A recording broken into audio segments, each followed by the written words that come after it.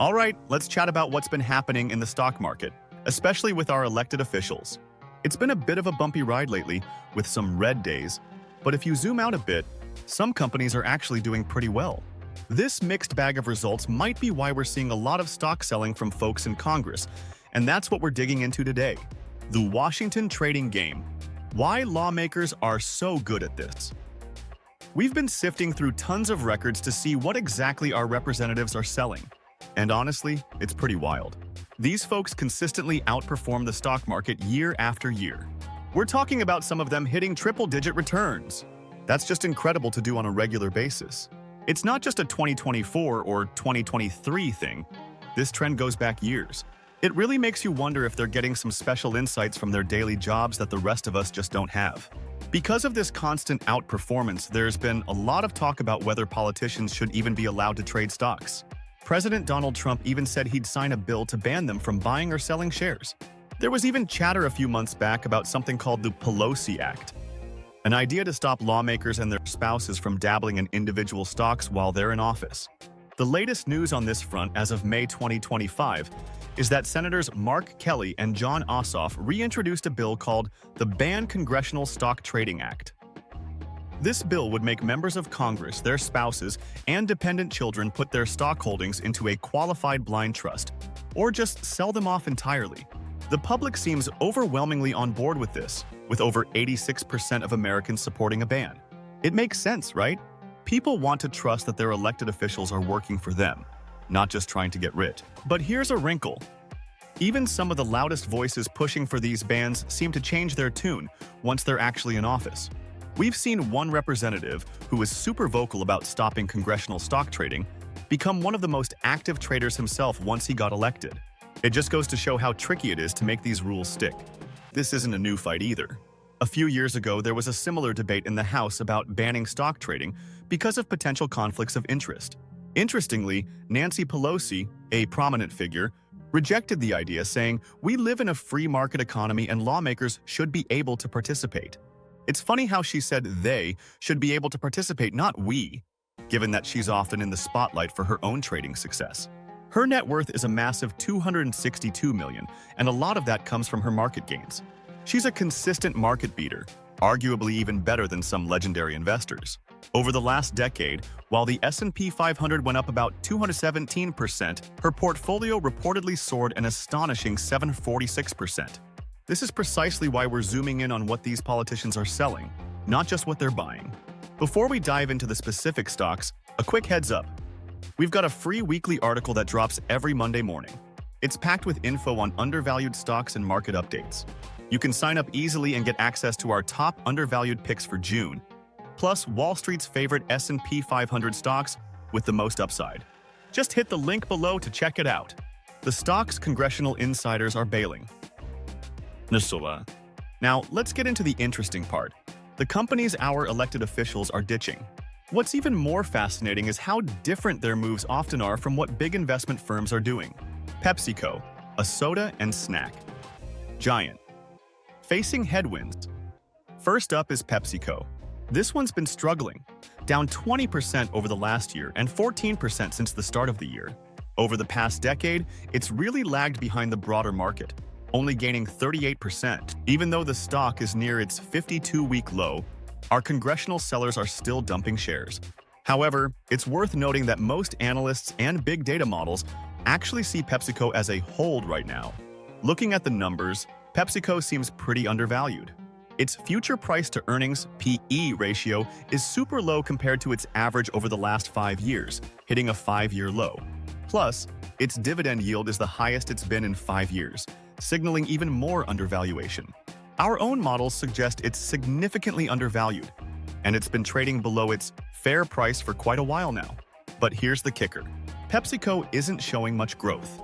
Its expected revenue growth is pretty tiny, even below inflation. While it's grown faster in the past, its future earnings per share (EPS) growth looks pretty sluggish compared to its industry and its own history. Even though they usually beat earnings estimates, their last quarter was a slight miss. Meanwhile, big institutional investors are actually buying PepsiCo, picking up about twice as many shares as they're selling. So Congress is selling, but the big money is buying. Interesting, right? Eli Lilly, a pharma titan's pricey ride. Next on the sell list is Eli Lilly, the pharmaceutical giant. It's down 7% over the last year, but surprisingly up 6% year-to-date. Over the past decade, this stock has been a superstar, skyrocketing almost 900%.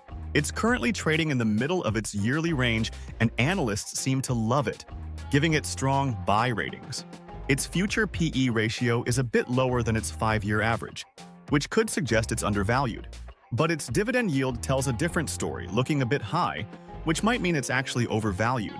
Our calculations show Eli Lilly trading at a premium, meaning it's pricier than its estimated fair value. In fact, for most of the last 5 years, this company has been considered overvalued. But on the flip side, Eli Lilly's growth is phenomenal, with revenue expected to jump by huge percentages, far outpacing its sector.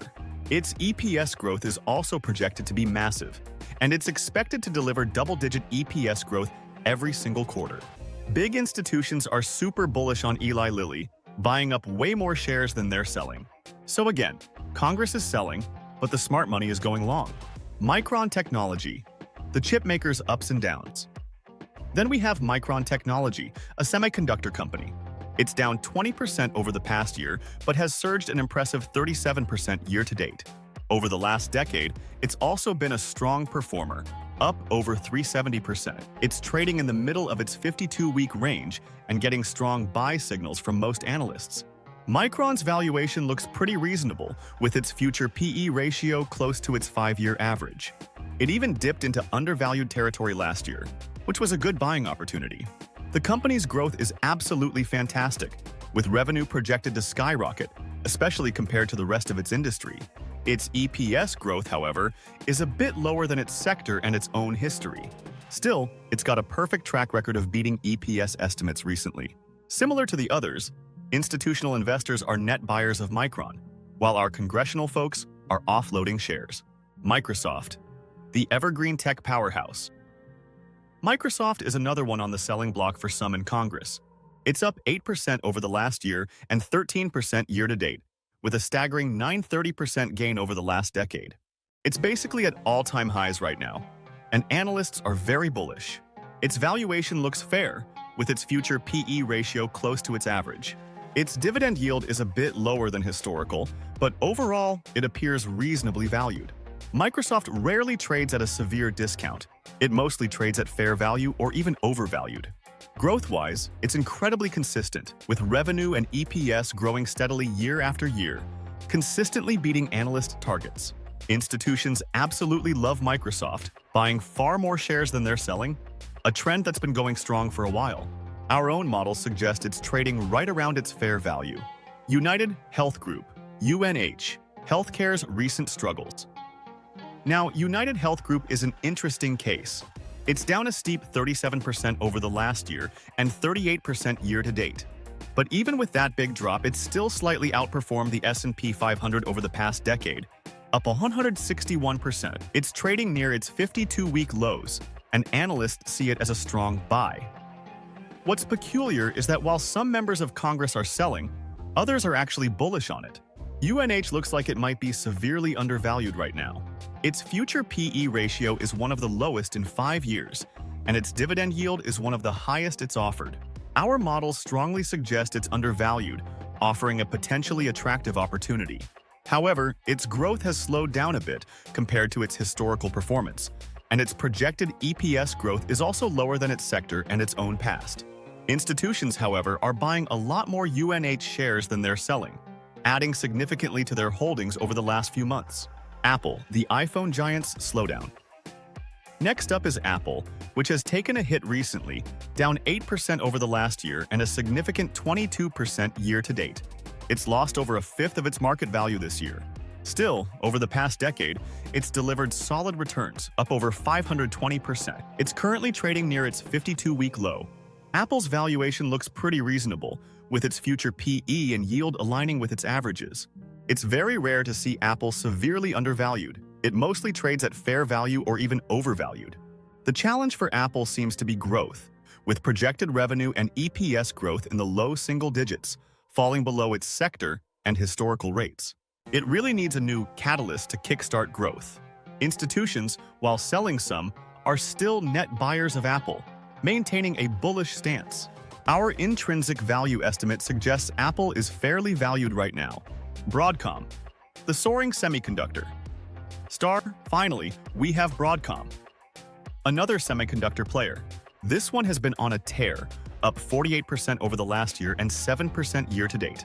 Over the last decade, it's been an absolute powerhouse, up over 1,600%. It's trading near the top of its 52-week range and getting strong buy ratings. Broadcom appears severely overvalued, with its future PE much higher than its average and a very low dividend yield compared to its history. It's consistently been in overvalued territory for the last year. However, its growth is explosive, with revenue and EPS projected to jump significantly, far outpacing its sector. Institutions are extremely bullish on Broadcom, buying a massive amount of shares compared to their sales. Our own fair value estimate for Broadcom suggests it's trading at a premium right now. Wrapping it up, what does this all mean? So there you have it, a peek into the stock market moves of our elected officials. It's pretty interesting to see them selling off shares in companies that, in many cases, big institutional investors are actually buying up. It really highlights how different perspectives can be when it comes to investing. And it makes you think about what kind of information might be driving these decisions. What do you think about these trends? Are you more swayed by what congressional members are doing, or by the actions of the big investment firms? Thinking about building a more secure financial future through investing? I use Interactive Brokers and have included a link in the description for you to explore if you're interested in learning more.